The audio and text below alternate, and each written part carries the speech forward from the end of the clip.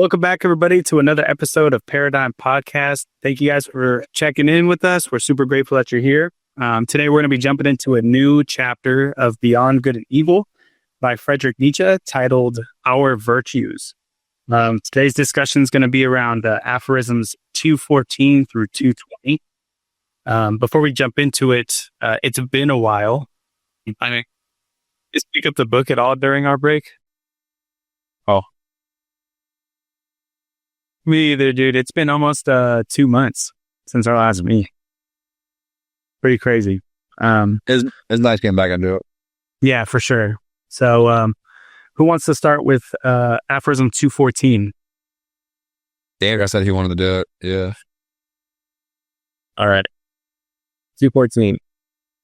Our virtues, ? It is probable that we too have still our virtues, although naturally they are not those sincere and massive virtues on account of which we hold our grandfathers in esteem and also at a little distance from us. We Europeans of the day after tomorrow, we firstlings of this 20th century, with all our dangerous curiosity, our multifariousness, and art of disguising, our mellow and seemingly sweetened cruelty in sense and spirit, we shall presumably, if we must have virtues, have those only which have come to agreement with our most secret and heartfelt inclinations. With our most ardent requirements, well, then let us look for them in our labyrinths, where, as we know, so many things lose themselves, so many things get quite lost. And is there anything finer than to search for one's own virtues? It is not almost to believe in one's own virtues, but this believing in one's own virtues is not practically the same as what was formerly called one's good conscience. That long, respectable pigtail of an idea which our grandfather used to hang behind their heads and often enough also behind their understandings. It seems, therefore, that however little we may imagine ourselves to be old-fashioned and grandfatherly respectable in other respects, in one thing we are nevertheless the worthy grandchildren of our grandfathers. We last Europeans with good conscience, and we also still wear their pigtail. If you only knew how soon, so very soon, it will be different. Yeah, I feel like she was years ahead of like dictating and her predicting the future. I feel like predicting How so? but at one sentence where it says, is there anything finer than to search for one's own virtues? Is it that you believe in one's own virtues? It's almost like keep begging the question, like, you are almost inevitably going to want to find fulfillment in your own beliefs. What is your belief? You're going to search for that, no matter where it comes from, or if it comes from somewhere specific, you're going to find it and continue to look for that in everything in life, and everything you see in life. So you create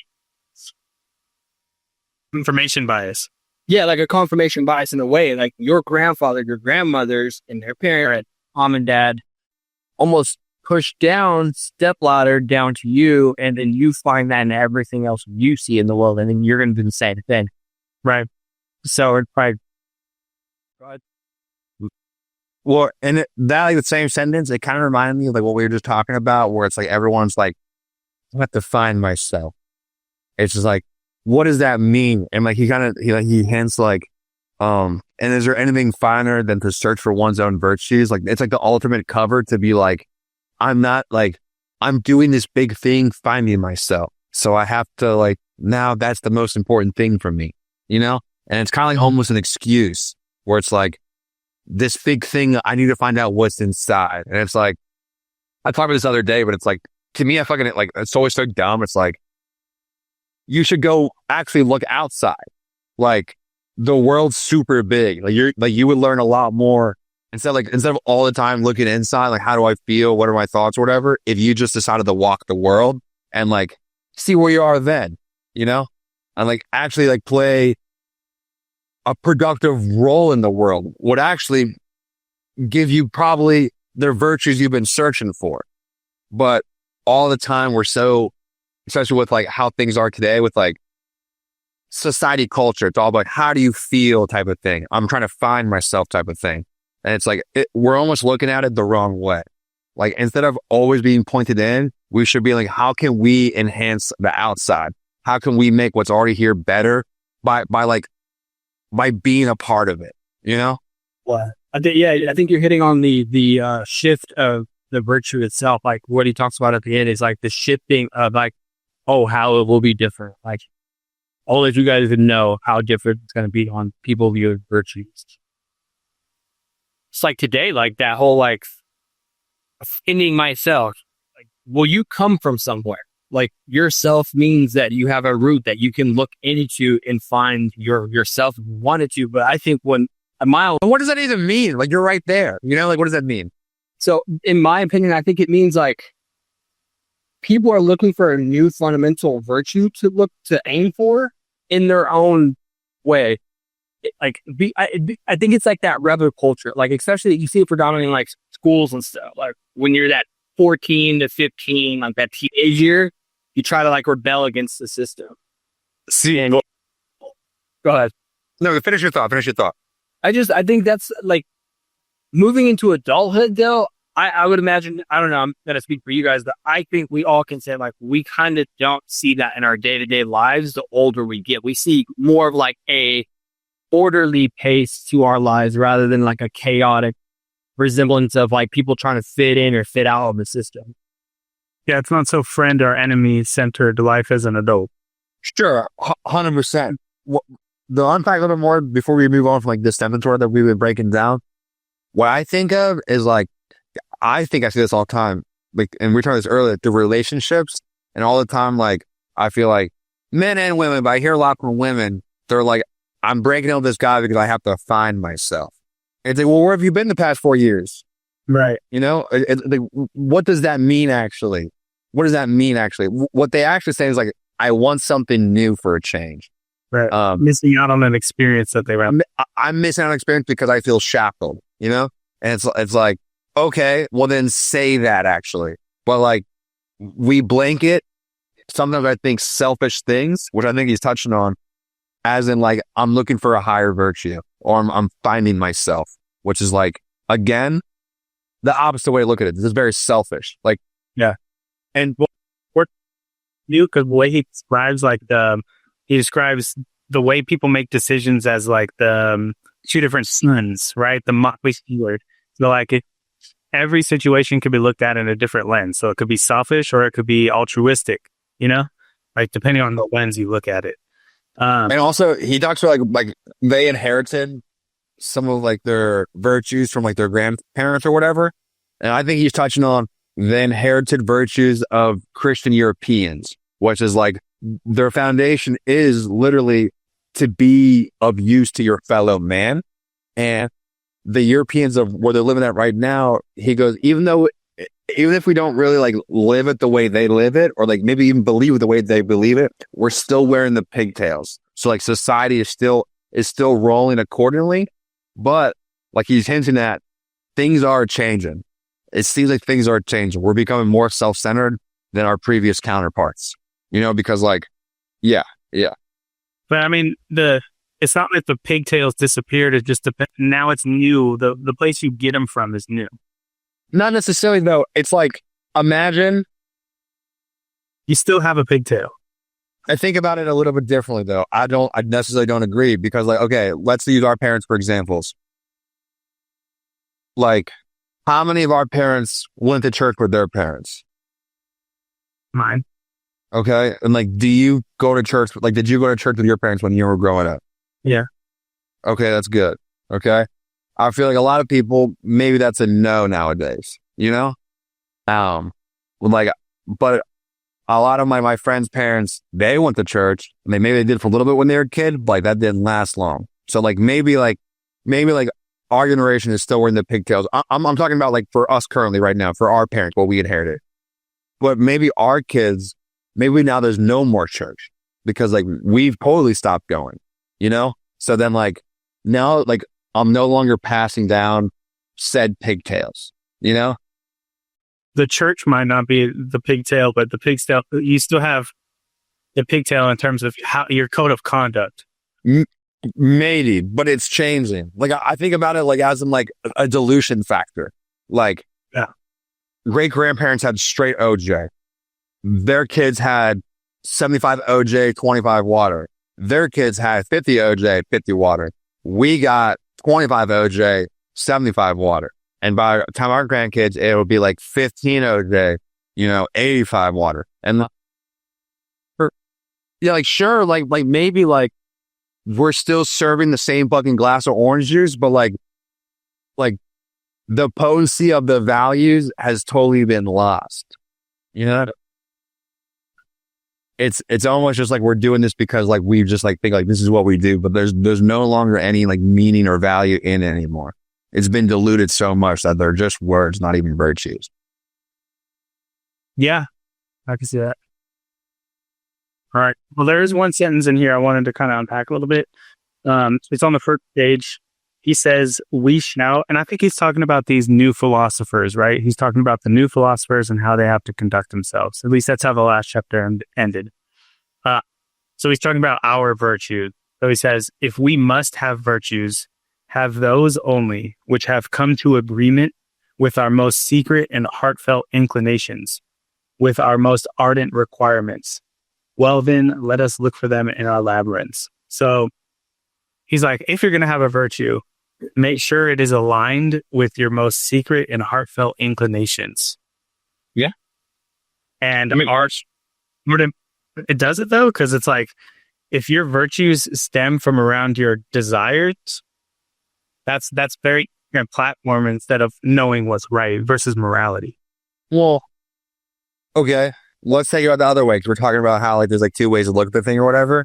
I think about it like this. And if you paint it that way, then I agree with you. But I'm painting the other way. Let's say the most like deepest thing in you, part of your core, like we could call it almost like your nature, like your natural nature, maybe per se. If you choose virtues that disalign with that, then it's going to be unharmonious. And like you won't ever be able to actually live the virtues. So it's really just a mask so you can fit into society. Okay.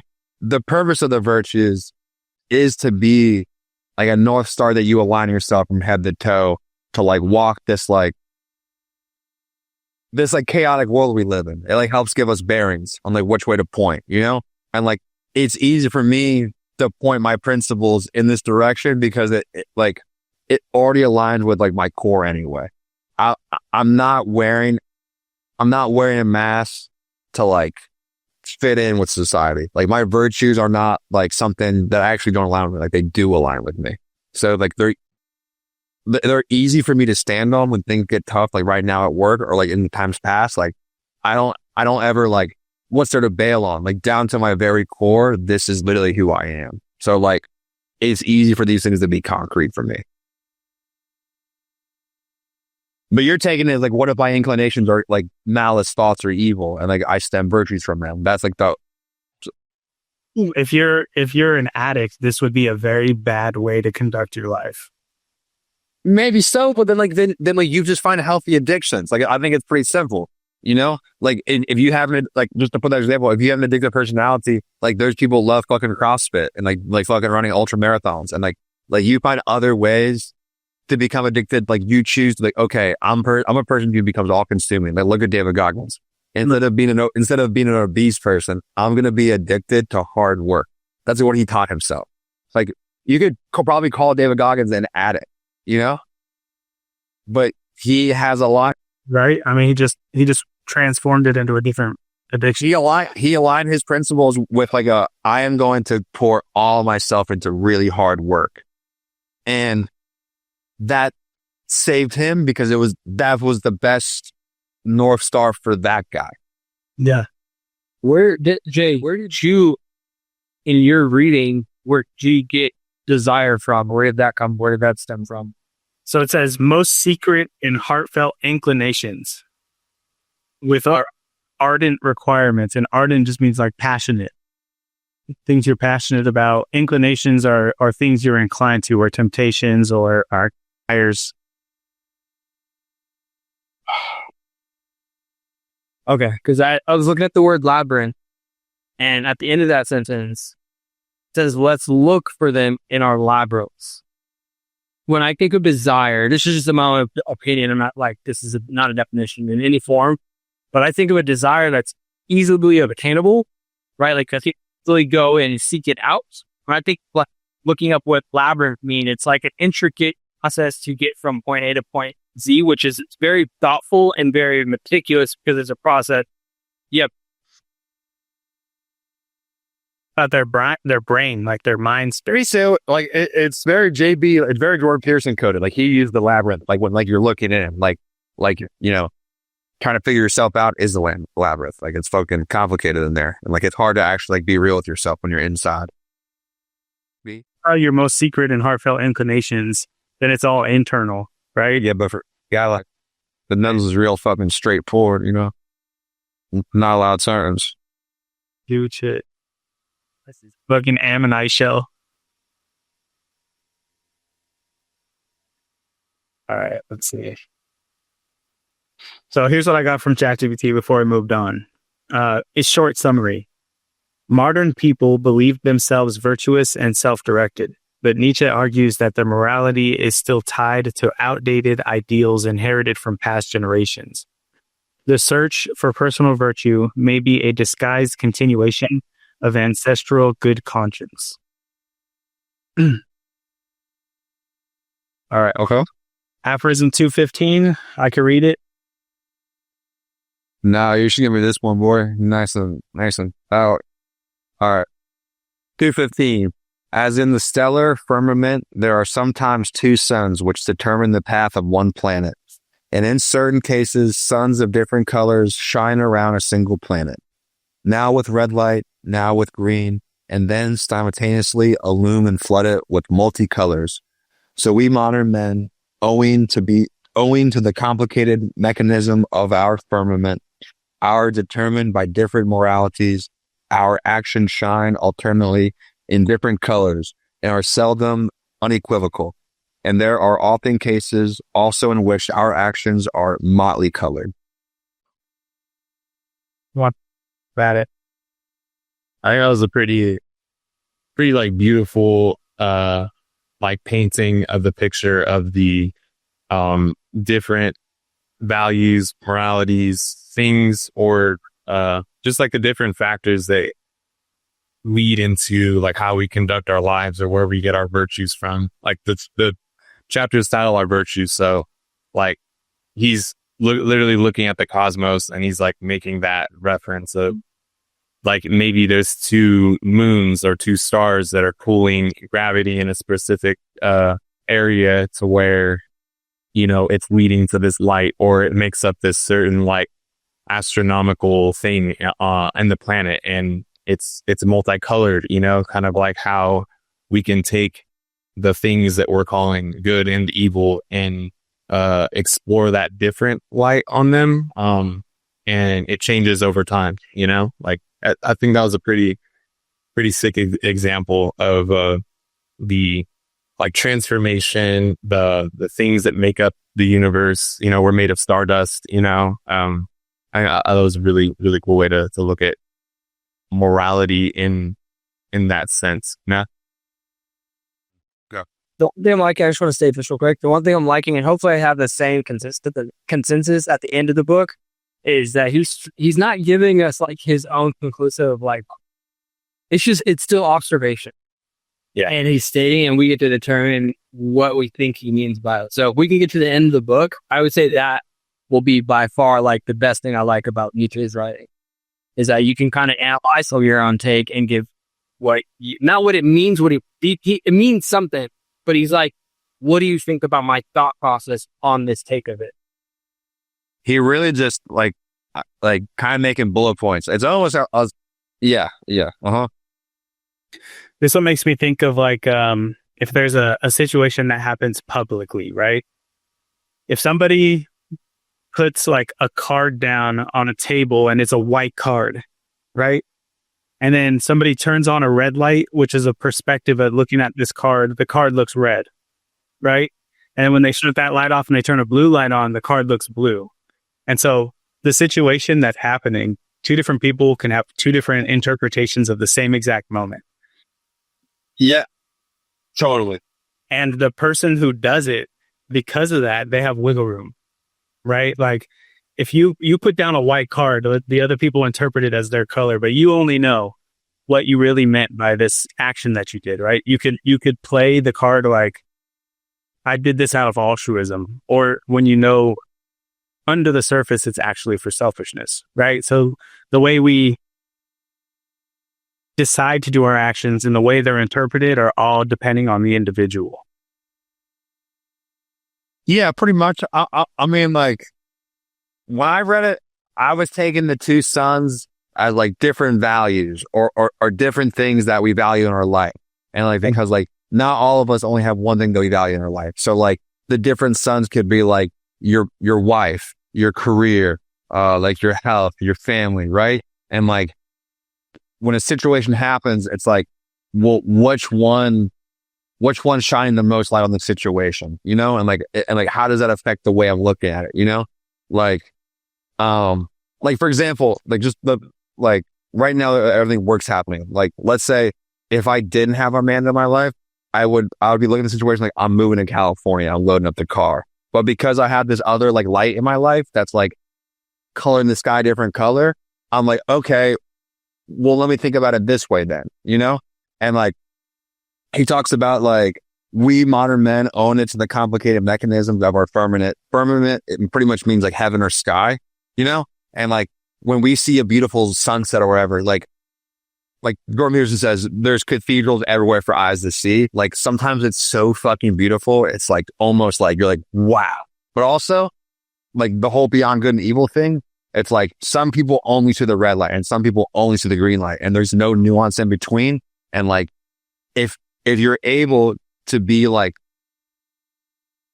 the color we want, a nuanced man, then like the picture can be beautiful because like there can be aspects of both in it. It doesn't have to be red. It doesn't have to be green. It can be a blend of many more things that come. And like, but it's all up to you and your bandwidth of like your ability to like negotiate the different values and like come to that conclusion on your own. But like also life can be as simple as like, it's red, the sun's yellow. It's like, well, the sun's actually like, we could really get down to the sun's not just yellow, you know? But like, or it could be as simple as that. That's kind of the vibe I got when I was reading this. Yeah. I mean, that's literally what motley means, you know? I did kind of want to like bring that point up too, because you mentioned like there's an alternate way to look at this, right? Like the sun is yellow. That Uno card is red. Just the light is like pointing at it differently, you know? When I read, like this has been me this whole entire book, is like there's a lot of nuance and I don't want to say complication, but variety to the moralities that we deem as like good and evil, right? But like looking at this sense from like the idea of like God, right? There's like sin and then there's non-sin, right? Like it's pretty black and white. And I think we've like kind of came loophole into that, I don't know, that same kind of like way of looking at things, like, or that dichotomy, like over time, like the picture's painted there, right? Like it's different colors and the cosmos is like very intricate and there's like all these like things, right? Like making up the motley of colors, but there's still one order that's like tying everything together, no matter what way, how you look at it. Like, yeah, but what if it's like, let's use a television screen example. What if like your receptors, you only get TV in black and white still? Like some people, like we can go hike in the woods and camp and like we're enamored of how beautiful nature is. We're so grateful to be there with the boys. But some people could be there and like, this fucking sucks, you know? And like we're at the same fucking location, you know? But like their bandwidth for like seeing the beauty in life, and I'm just using that as an example because I think like part of the whole about like having nuances, like being able to be romantic about the experience of life, you know? But like, if you're not open to that bandwidth, then maybe your signal or like your eyes are seeing the world in black and white while everyone else is seeing it in color. And there's different stages of that. Maybe something we're getting like, sorry. Okay. No, that's true. I think like, it's just the balance of those two things, or like the dance of those two has been like kind of the the way my brain has been like taking in all the information and then like coming into like this aphorism specifically. Like I was just like, okay, like I see what he's saying, but also there still is like the bare minimum firmament that's like absolutely true, right? But like it's always a question of like, well, what is true? And like blah blah blah, stuff like that. So it's That's when you get into Jordan Peterson territory. interesting. I never like going down there. He's like, well, what is a firmament? What is light? He's going through it, but so, you know, put some respect on my boy. We good on this? You want to be 216? Yeah, I'll read 216. Here we go. To love one's enemies, I think that has been well learnt. It takes place thousands of times at present on a large and small scale. Indeed, at times the higher and sublimer thing takes place. We learn to despise when we love, and precisely when we love best.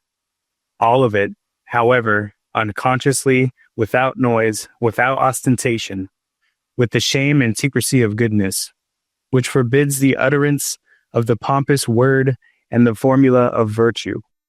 Morality as attitude is opposed to our taste nowadays. This is also an advance. As it was an advance in our fathers that religion as an attitude finally became opposed to their tastes, including the enmity and Voltairean bitterness against religion, and all that formerly belonged to free thinker pantomime. It is the music in our conscience, the dance in our spirit, to which Puritan litanies, moral sermons, and goody goodness won't shine. Goody goodness. That's what I learned.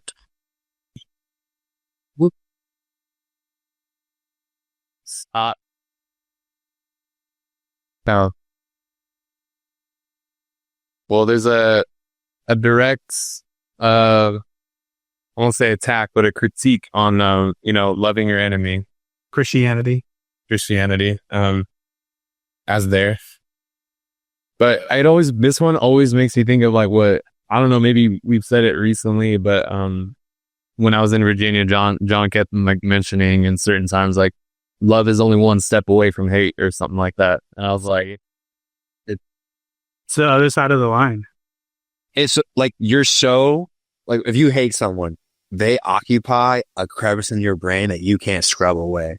You know, they're occupying like a file space, like large file space. Like you hate somebody, you know, and like that is so close to loving somebody, you know, like they're so close and like how you like interact with them. Like when you see that person, you're literally charged, you know, and like a lot of times I think like that's why, cause it's like an old trope that like love turns to hate. That's like if you ever say people at work or like, you fucking hate that one bitch or she hates you or whatever, it like turns out like you guys fucking love each other, dog. You know?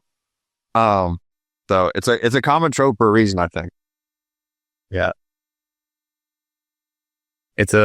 I put down some thoughts into ChatGPT, which like usually like the way I read this now is like, I'll read an aphorism and then I'll just spitball my ideas and try and paint a picture that's like tying all the ideas together, but really simply. And I'm like, is this accurate? Like, am I getting this like down? And I said, I believe Nietzsche is arguing that when we learn to love, an opposite phenomena also takes place where we learn to despise or hate what we deem as evil or hate itself. It's almost a paradoxical relationship. And that same relationship happens at scale when religion or our ancestors adopt traditional virtues or values. And the dance on that line of those values is almost always viewed as a net negative or is not well received from those ancestors. You know, like I'm thinking like, what's up? You put that in or AI kicked that out? I put that in. Oh, nice. Okay. Yeah. I'm thinking like this in terms of like the dance, right? Like, figuring out and exploring the labyrinth of values with these like predetermined kind of like ways of upbringing, or maybe it's a new faith or something that's being impressed upon you at a young age, and now you're learning to dance. You're learning to be like, okay, like maybe this is not something that I want to adopt, or maybe it's something I can kind of test or explore. It's I would say most of the time is viewed as like from the ancestral passing of down of things is like you're moving outside of the gate, or you're moving more towards the opposite way, and it's a net negative. And that's how society or that can be like be looking at things. You know what I mean? I don't know if that makes sense. How you get your map? What's that? How you get your map? It's kind of what you're trying to say. Yeah. Mm-hmm. Are you I don't know. I have a question. Maybe because I don't know if you answered it on Davis, but where he talks about morality and attitude as opposed to our taste nowadays. And if you go down below, a little bit lower than that, it says, and all that formerly belonged to free thinker Paradyme. Is he saying that like we don't necessarily like morality in the essence of morality as opposed to our origination of thought, because they're such a free thinking species? Like we have free thought. So essentially, like in essence, you're naturally going to be inclined to not want to follow a moral ethic because you have the ability to free think. So I heard it's like, say it again. So you see where that sentence says morality as attitude is opposed to our taste nowadays. And I think, well, my view is what he's mean by taste is that the parentheses and it says, and all that formerly belonged to the free thinker Paradyme. Mm-hmm. The way I like interpreted that is the taste that we have for a human existent, like the flesh, right? Is we have the ability to cognitively think on our own. We don't have anything to hold us to a moral standpoint unless you have like a grandfather or someone to like kind of guide you, make sure you're staying on those principles. Is that what he's like? The morality is opposed to our natural way of moving as a human because we have that free thought ability. Like we have the ability to stray away from that morality. Yeah, I hear what you're saying. So like, it's natural for humans to want to kind of like goats. They try to push out on their walls, right? It's natural for humans to do that rather than stick to the yes or no, good or evil dichotomy like paradigm that they come. I feel like a lot of people are definitely just rule followers and never think anything twice of it. So I think it's almost like I think some people aren't inclined to push the boundaries at all. And I think that's what I see. The majority is that a lot of people are like, that's like what we call normies, you know?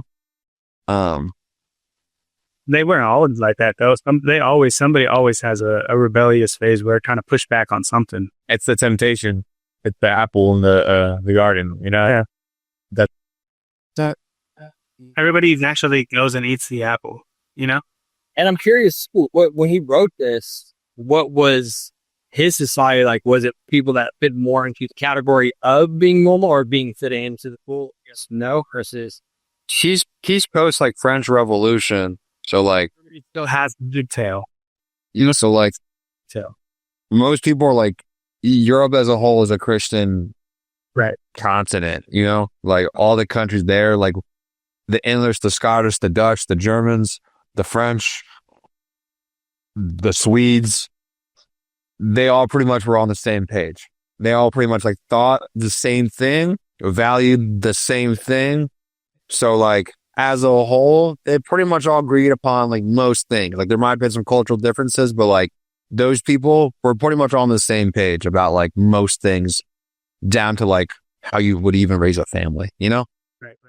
How the fuck did he think of this then? Like, how did he even have the thought of this? Like, because I think he like could feel the pulse, like this shit don't stop, you know? Like the French had the French Revolution, they had these new ideas, like that pretty much was like ushered in what we later see that turns into communism, you know? Like those same people took those ideas and like they went to Russia with them and like they did a whole different thing. Like they did their own revolution. That became like communism, you know? Communism, like the embers of communism, even after the Berlin Wall fell, came to America, and we're calling it progressive socialism.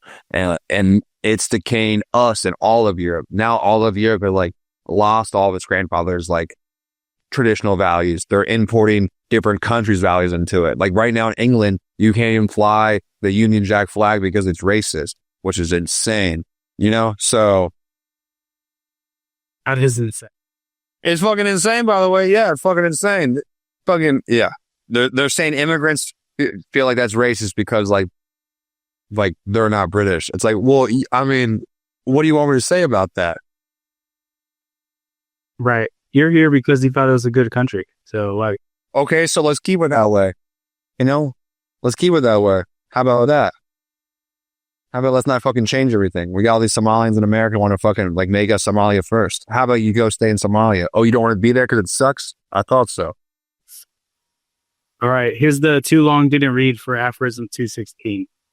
Nietzsche believes that the Christian command to love one's enemies has already taken root, but a more refined morality has emerged.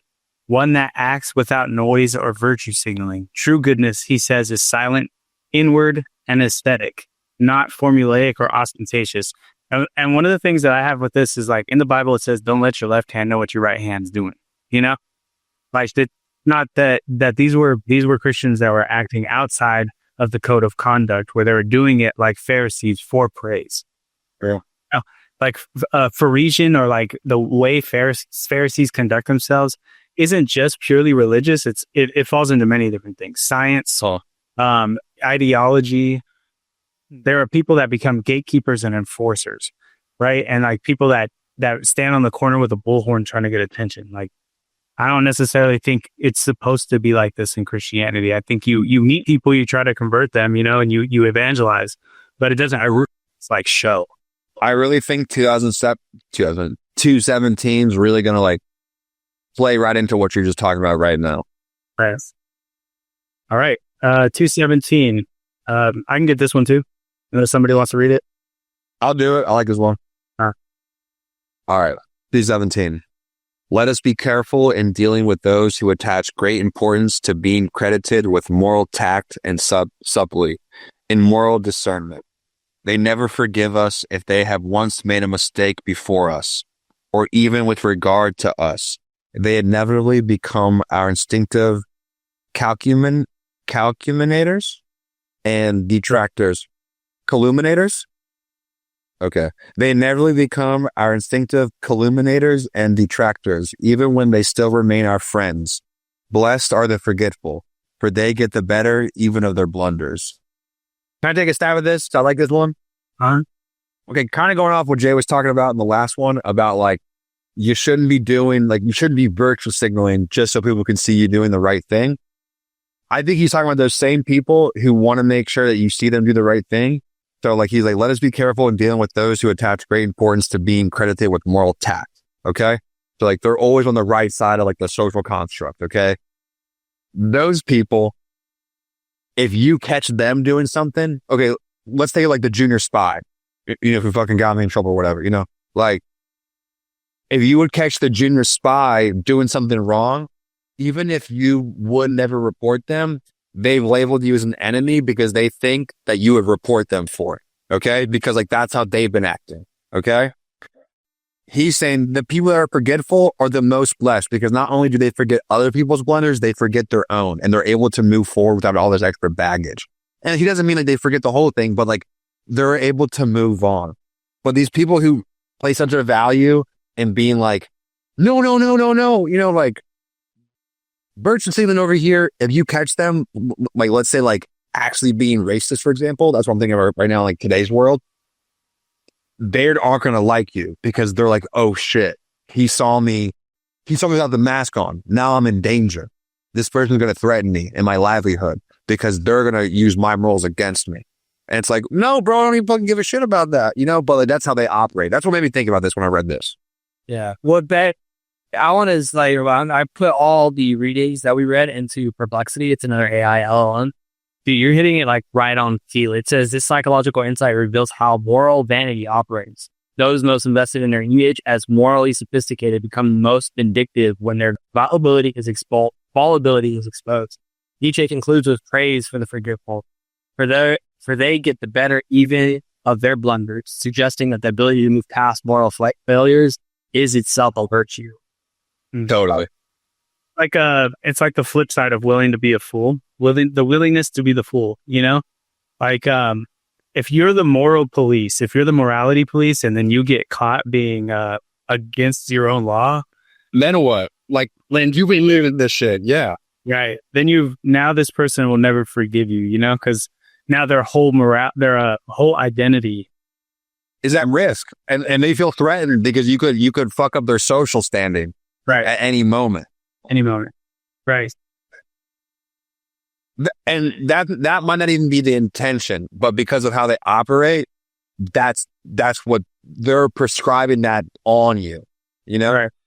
It's like the vegan person who doesn't ever stop talking about them being vegan.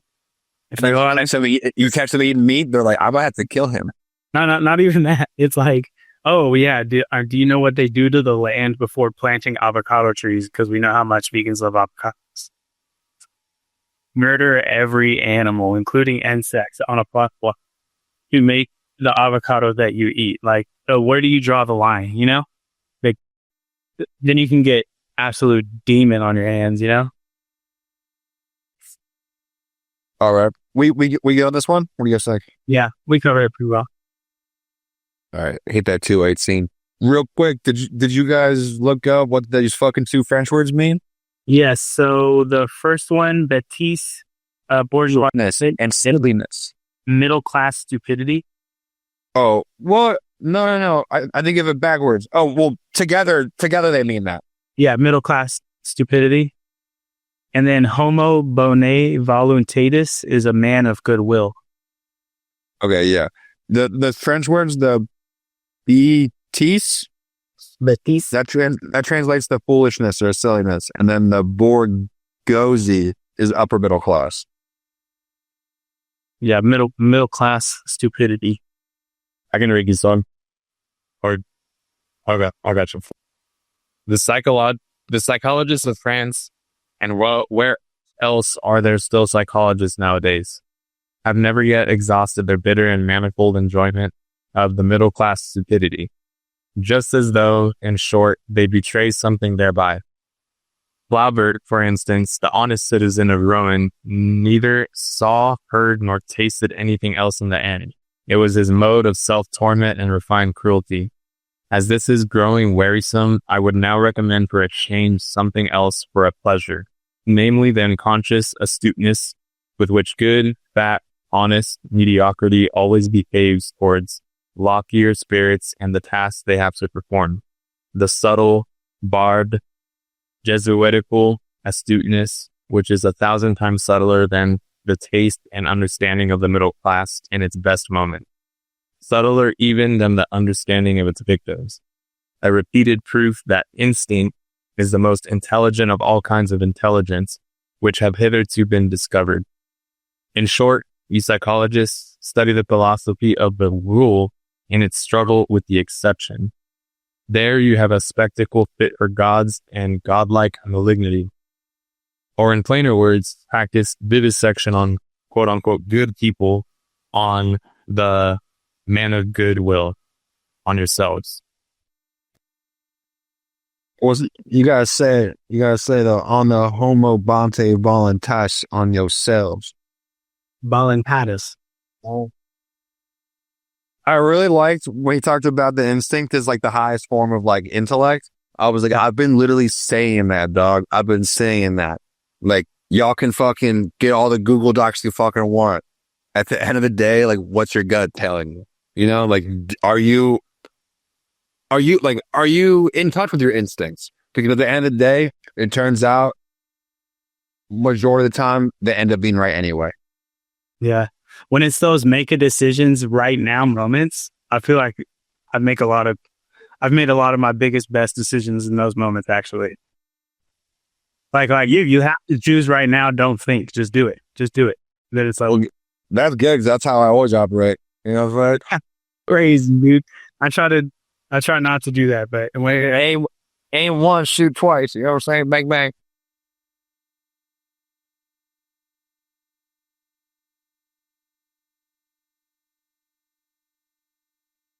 No, me, dude. A once, pull the trigger twice, just in case. Bang, bang. Bang, bang. Send. Full send. Aim for the bushes. But you take it off again? Ambush. All right, you want to hear what the robot said? We'll just touch on it. You care? All right. No, go ahead. Okay, so he's talking about the foolish middle class, okay? And kind of like how they're organizing their lives and where their virtues come from, you know? And I feel like, why is he calling them the foolish middle class? It's because, like, one, maybe the middle class, well, I don't know, actually. I want to say they make them the majority, but that's probably not the truth, huh? But they've kind of been insulated from different things, and they're in a bubble. A lot of the middle class, you could say, is like, they're all thinking kind of the same thing, okay?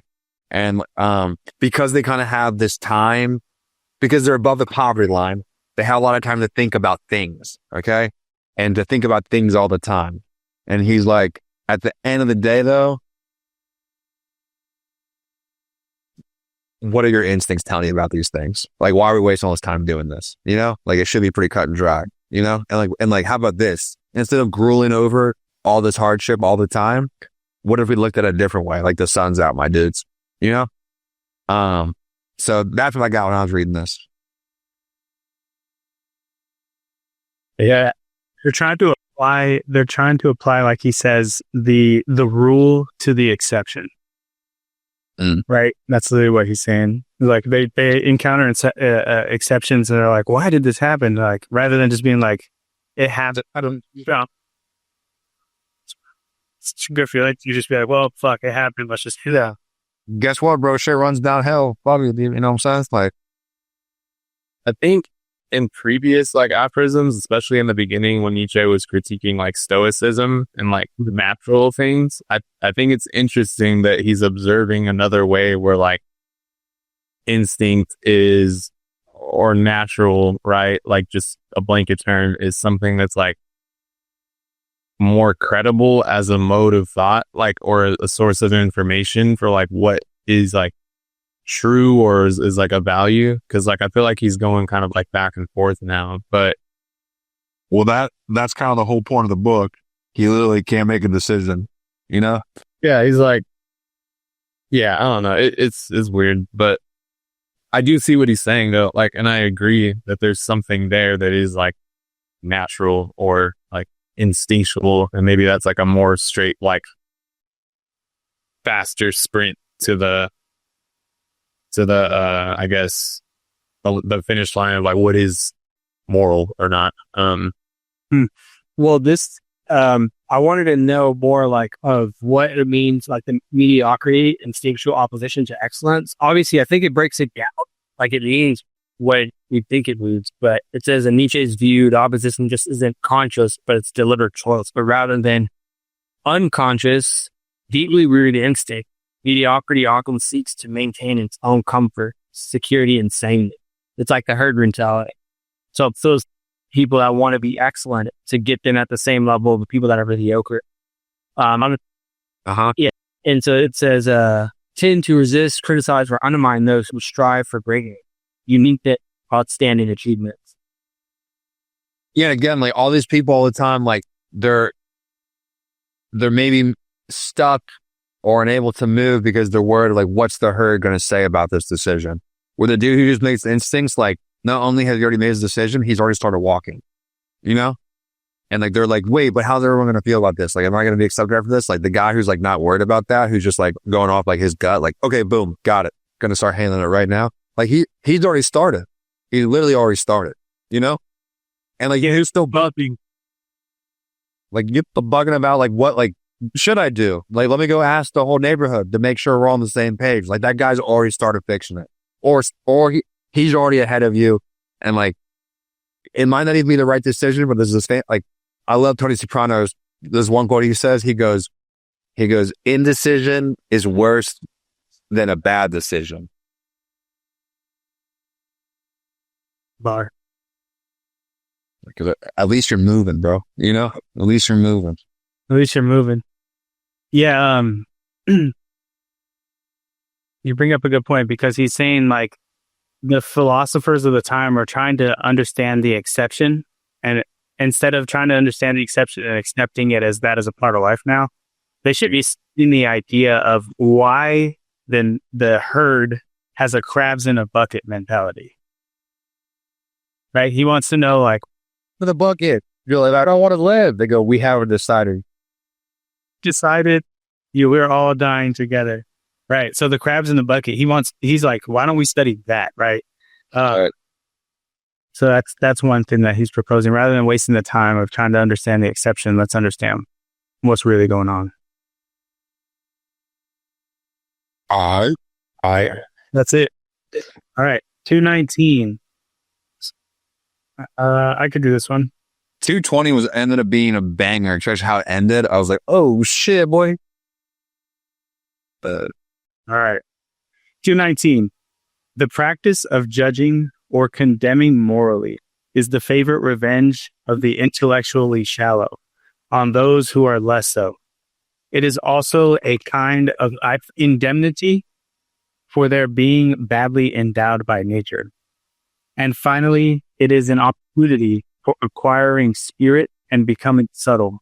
Malice spiritualis thesis. They are glad in their innermost heart that there is a standard according to which those who are over-endowed with intellectual goods and privileges are equal to them. They contend for the equality of all before God and almost need the belief in God for this purpose. It is among them that the most powerful antagonists of atheism are found.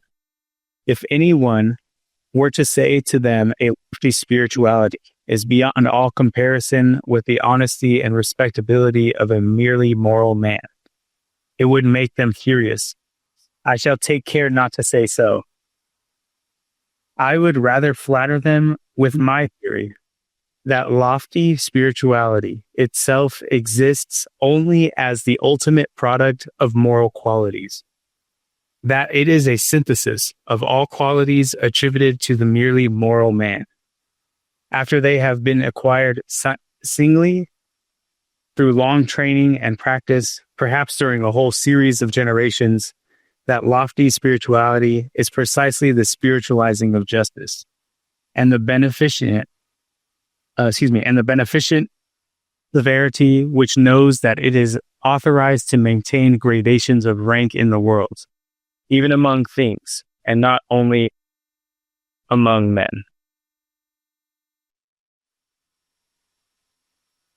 Can we jump? Yeah, I like how he's like, I wouldn't be that. Here's what I'd say, and then hits him with the fucking like the longest combo of all time. yeah, and the thing is, he says that combo so long that like they're so stupid they might actually leave him. Exactly. Yeah. I had to underline it and read it in chunks again. I was like, oh my God, what is he trying to say? So, Cal, I like how it starts off about how the practice of judging and condemning morally is the favorite revenge of the intellectually shallow. And he says the reason is because they look at about it as like the cosmic scales of like, oh yeah, well, we're all equal under God. And that's what he's getting at. He's attacking the Christians, but I'm taking it in a different route. Because I just see that with people that are less than, they love to be, like you said, like the morality police. As they're like, hey, you're not allowed to be confident and a free thinker. You have to be like me, a loser. It's like, shut the fuck up. Go back in the bucket with the rest of the crabs. I'm getting out of here. So Wrong bucket. fucking, yeah, eventually, even if I was born in the wrong bucket, I'm getting out of here. You can stay here. But, so I really like that as just like an archetype building. Is like someone who's a morality policeman. And we know people like this. They're suffering from an insecurity of not being, they're jealous of other people's, he goes, over-endowment, you know? And they look at it as like, this is a way to check you cosmically, you know? It's like, oh yeah, even if you are smart and tall and handsome, guess what, baby? You broke the rules and I'm going to send you to jail, you know? That happened to me at work, by the way, you know, just letting you guys know.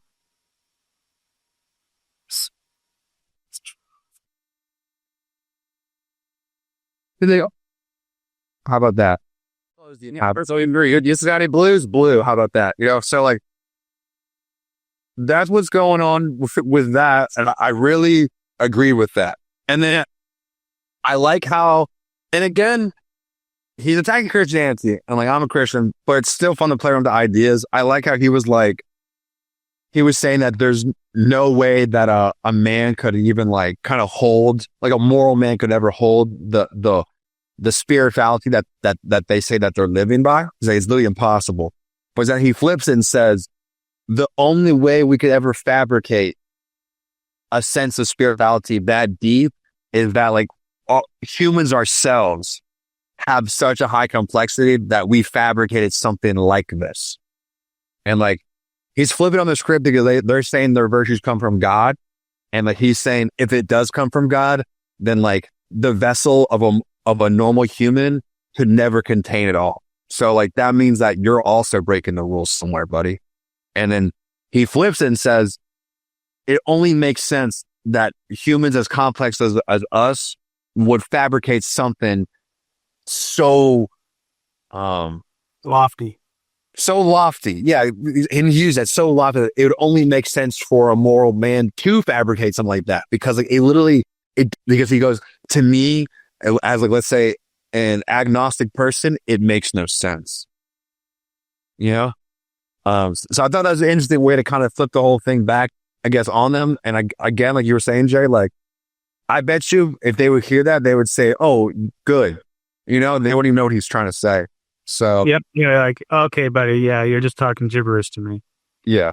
Yeah. But it's that way. Yeah. That malice spiritualesis is deep-seated intention or desire to cause harm or evil to others. Again, look at my situation. Right. Deep-seated. She goes, I'm literally going to get revenge on you, dog.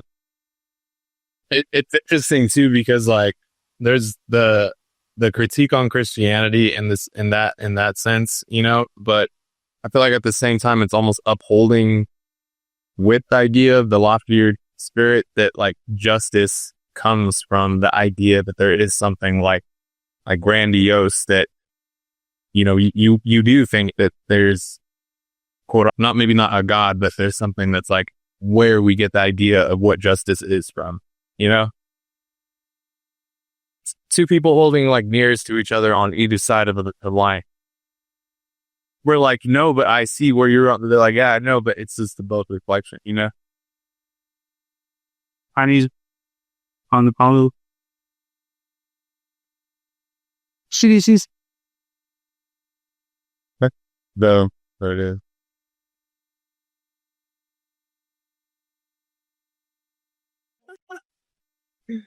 All right. I kind of want to work through this because he straight up says it. This is my theory, right? Yeah. And he doesn't really ever say that in any of his other books. So I haven't seen this is my theory outright.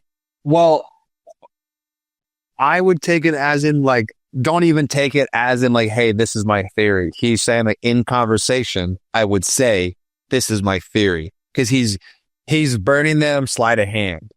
Right. Like you ever see someone like burning you so good you don't even know it? It's a fucking waterfall, and at the end you're like, wow, I got fucked up. You're like, whoa, holy shit! Did you just like, you're an anime where it's like they like with the sword, like, and if they walk away, and then you fall into a million pieces. Yeah, that's what he did. He went, and they're like, what was that? He goes, nothing. And then like fatality, you know. So like, I think it's not even saying like him saying like this is my theory. I think he's saying like, if these people would engage with me and they would take this point of the conversation, I would say this. And he's kind of being like a smartass about it. That's the way I read it. Right. And I get what you're saying too. It's like the only reason we have it is because, you know, like he says here, it says, spirituality itself exists only as the ultimate product of moral qualities. So they're invented by man. That is a synthesis of all qualities attributed to the merely moral man after they have been acquired through long training and practice. Right. I mean, you can look at that like before Christians, for example. I mean, like think of like the Greek gods. Like they're supposed to embody like the perfect man. Like he's chiseled and he's tall and he's broad and like he's like wise. You know, like it's kind of the same thing. It's not Christians, but like they're like, this is the image of what a great man could be like. And I would love to look in the mirror and see that man looking back at me. Yeah. but men created those. Like men created those statues to potentially inspire future men to aim at being someone like that. You know, it's like almost the same thing. That'd be an interesting social experiment. Like, write down 3 great men, publicly known men. And I wonder, like, different groups of people who they would put. They'd be like, Wiz Khalifa, Snoop Dogg. John's like, Giant, Kanye, Nick Fuentes. Nah, fuck no. You guys don't even know me, bro. Hell no, I wouldn't say that. I don't know. I would say fucking like 3 great men of our time. I mean, Napoleon, duh, first off, 1. He conquered France like 3 different times, you know? I would put Alexander the Great. He conquered the whole world of being a 20-year-old. And then I would put Genghis Khan. I really do think I think Elon Musk is a great man in our time, bro, for all the stuff he's done for the world. I think he's like, not to be an Elon stan or whatever, but I think he's done a lot for the world with like with the electric cars, with the buying the Twitter, of like trying to do this face thing for us. Like, he didn't have to spend $44 billion to like give us free speech. He did that shit for us, you know? Right. We love Elon, man. We not around tomorrow. Lonnie Blue. Okay.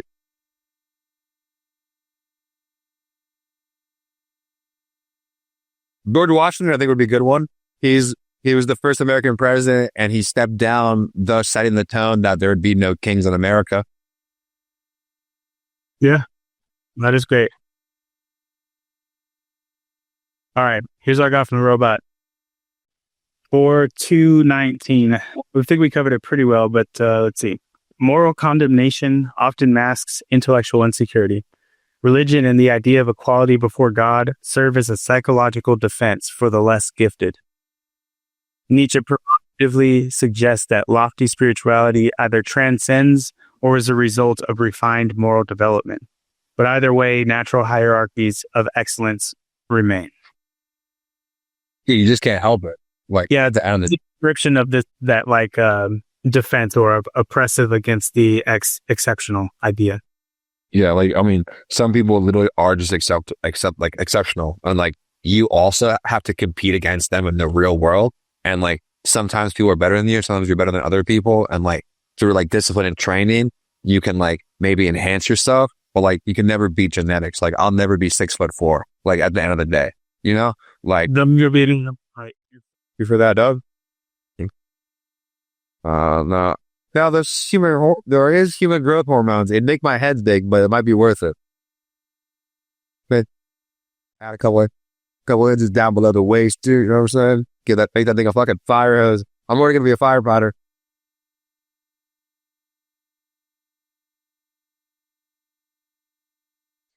Ace is the fucking fire dog. Yeah, call him Spot. Call him Spot. Big Spotty. All right. 220? 220. Who wants it? I'll read it. All right. She a long figgy, but she pretty good.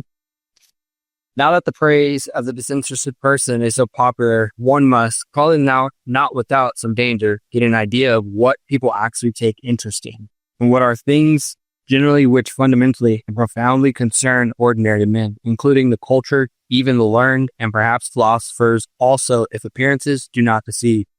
The fact thereby becomes obvious that the greater part of what interests and charms higher natures and more refined and fastidious tastes seems absolutely uninteresting to the average man, if, notwithstanding, he perceives devotion to these interests. He calls it disinteresse and wonders how it is possible to act disinterestedly. There have been philosophers who could give this popular astonishment a seductive and mystical otherworldly expression, perhaps because they did not know the higher nature by experience.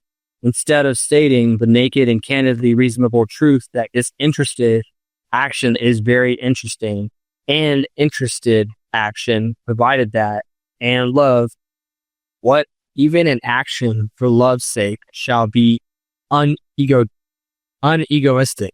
but you fools, in the praise of the self-sacrificer. But whoever has really offered sacrifice knows that he wanted and obtained something for it, perhaps something for himself, for something from himself that he relinquished here in order to have more there, perhaps in general to be more, or even feel himself more. But this is a realm of questions and answers in which a more fastidious spirit does not like to stay. For here truth has to stifle her yarns so much when she is obliged to answer. After all, truth is a woman. One must not use force with her.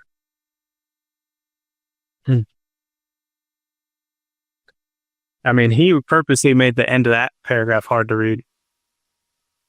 Something from himself for something from himself. Yeah, He's trying to throw some code in there.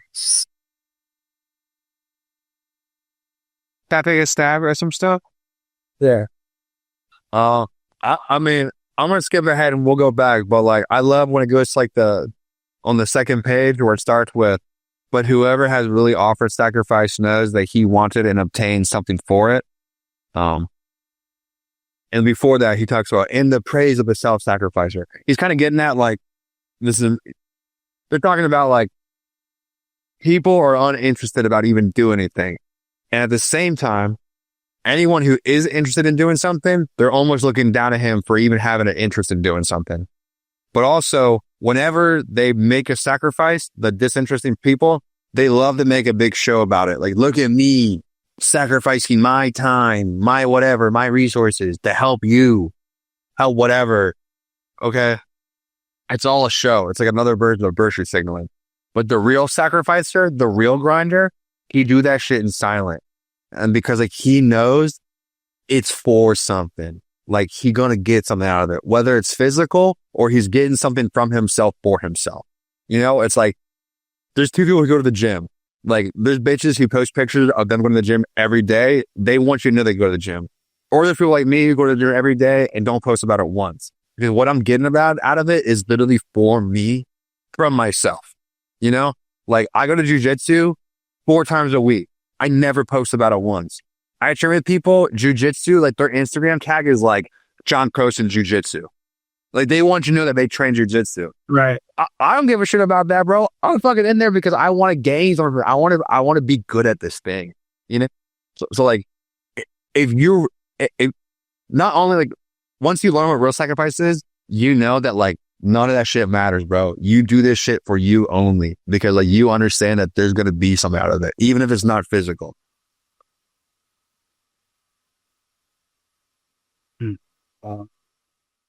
Yeah, what's the point in worshiping that person when you know they're gained something out of it? It's not like they did it altruistically. Yeah, they did. They were like, they're like, look at me making all these sacrifices. Like Mr. Beast is a great example of that. Like he gets a lot of flack because like, even though he helps all these people, he does it for YouTube views, you know?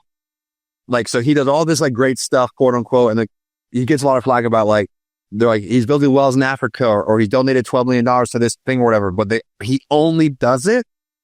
He only does it for engagement purposes. So like, it's not altruistic what he's doing. If it was altruistic, he'd do it. He would donate $12 million in silence.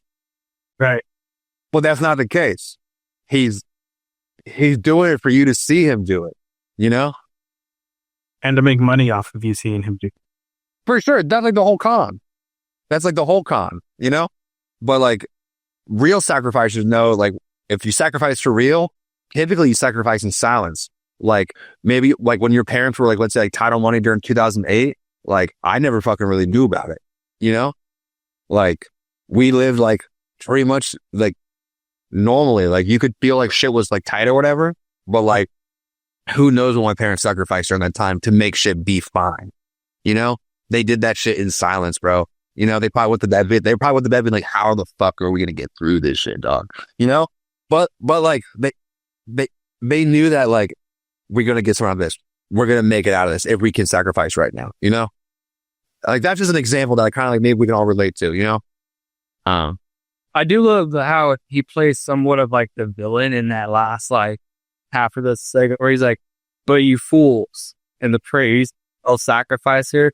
He's almost like, you guys are really that, like, the not innocent way of thinking. You think people do shit out of the con. You think everybody's doing shit out of the con of their hearts. Like, every people on the planet walking around are doing something for something. Selfish reasons. It is selfishly to walk around and not look for praise. You can go out and see someone do something for good and not look for that credibility from somebody else, but they're still doing it for something internally. They're still doing it. I've read this really good quote, and I forget where it's from, but it's like, you don't want to win an award to validate what you're doing. When you receive a award, it validates the value of the award. Does that make sense? Yeah, it's the reverse. It's like the reverse. It's kind of like the Hokage thing with Naruto. It's like people don't notice you because you become Hokage. You become Hokage because people noticed you. You know, it's like you don't want to receive a reward, and that's like your validation. Like, see, look at me. I got my credentials. I'm a smart person, or I won this award. So like, and now that makes me the top person in this category. It's like, no, when they hand that award to you and you took the mantle holding that award, it showed like how great that award actually means, because it went to someone who like embodies that value so well that it actually gives the credentials back to the award. Not a flip, you know? Yeah, it should be given to the person like when the fucking village is wiped out. Who you calling? Right. Yeah, exactly. Yeah. Who you calling? And like, then it validates like, oh, that's why we give that title to that thing. Because like it takes a man of this value to even make it worth something. Right. Like, yeah. Yes.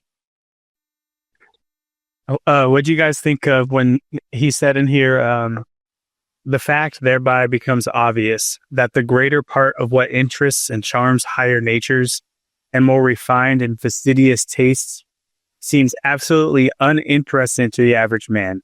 If not, he perceives devotion to these interests and calls it, disinterest. Like, we're interested in. What I thought of, and like, we can cut this because I'm going to name drop a little bit, but, like, okay, I won't even have the name drop. Okay. Or I thought of as like, I'm in a social setting and someone like makes like a joke that's revolves around a TV show, like a line, like Love Island. They make a joke that's a Love Island like reference. Okay. Then they're like, are you not watching Love Island? And I'm like, no. And like, they find it like the things they find so interesting, like Love Island and like all these like kind of reality TV shows. That's like always the hubbub, or like, you know, did you hear so-and-so's arms like not good for the fucking Super Bowl or whatever, all that stuff. Like that's what like encompasses all the priorities. And like they're like, why would you want to read a book from a guy from the 1800s? Like, isn't that kind of retarded?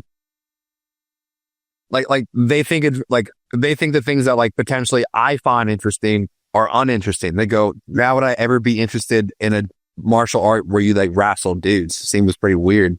I'm making different examples, you know, but they're like, why are you not watching Love Island? We're all watching Love Island. It's like, I don't fucking want to watch Love Island. Yeah, literally. It's like, there's conversations that you can have with people where you watch the glaze kind of go over. Yeah, like you bring up a subject and the glaze comes over. It's like those conversations are suited for only certain people, you know? For sure. Like even geology to an extent. Like talking geology, I'm not going to dive into the nooks and crannies with like you guys, you know? But I get that nooks and crannies elsewhere. I like about a high school level geo intro, Jay. What do you give me like about a high school level like geo entry? I'm like, okay, I learned about that. Those are quartz rocks, huh? Okay, I got quartz rocks. All right, this is subduction. Okay, like don't go too deep. You're going to lose me, you know. But then you get disinterested when I start talking about aphonetic text. Like that. It's like bring it into the weeds. All right, dude, stop talking about rock. I'm dying. Everybody has something. Yeah. Like if I talk about Jesus, someone might be like, okay, I'm done. I'm done with the conversation now.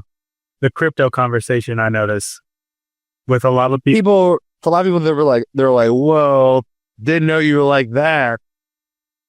You're a crazy person, huh? You're buying those fake coins? I was on from my flight from Salt Lake City to Texas, I was next to these missionaries, and conversation was great. It was like these guys are 18. I was telling them about my background and how I used to be like good friends with other Mormons that lived in Fresno because we did door knocking together, and they came for Utah themselves, and we kind of like hit this like weird connection between like where I was at and what they were doing, and so like we had a great conversation. The guy sitting right next to me, I was on the window seat. He pulls out the fucking Bible, and I was like, "Ooh, you lost me!" Like, reel back a little bit because I feel like I've given you like a little too much friendly.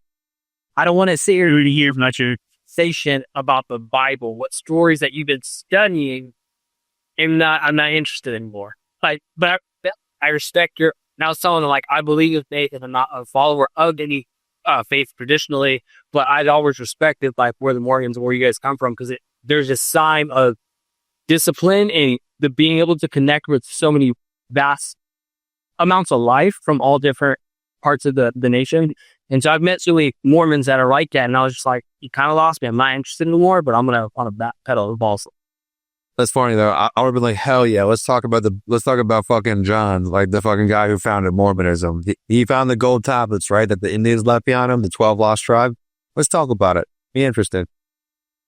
That's what I call it. That's what Carlos said 2 years like, oh, I would have fucking loved that. And I was like, I would have loved that, bro. Like talking to Mormons to me is fucking funny, bro. They these Indians have fucking like white names that came from fucking heaven. Like this angel left them these gold tablets, and John, I think the guy's name started Mormon was named John. He like found the gold tablets, read them, and then lost them. He goes, they're no longer here, but I remember them. Here's the important part. You can have a bunch of wives. Okay, now who's with me? They're like, me. They got that. That's what I thought. Don't have any coffee. Sorry, they're gone. Are we good? Anything else you guys want to add? I like how he was like, and after all, truth is a woman. One must not use force with her. Respect. You got to respect it. Oh, yeah. All right. Well, it's been everybody's birthday except for Devin's up to this point that has passed. So happy birthday, David. That was just this past Friday. Big 20.